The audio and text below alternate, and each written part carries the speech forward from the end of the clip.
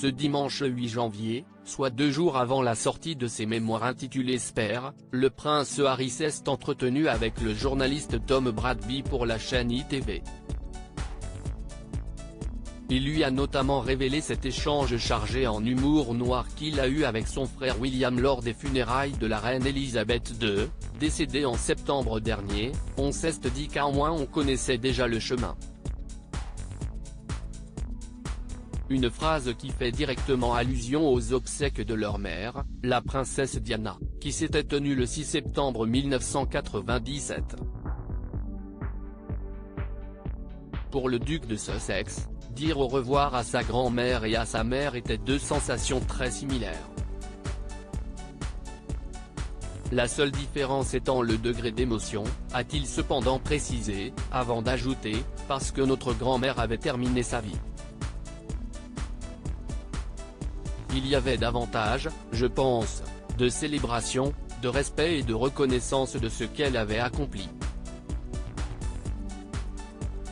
Alors que notre mère a été emportée beaucoup trop jeune.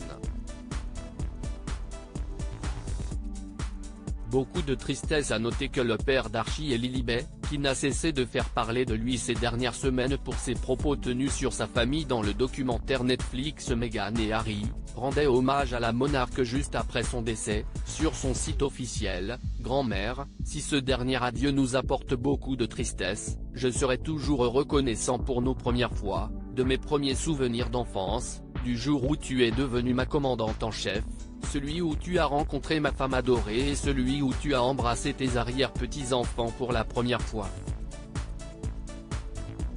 Dans les pages de ses mémoires, Spare, attendu ce 10 janvier, le prince Harry revient par de nombreuses fois sur la mort de sa mère adorée Diana.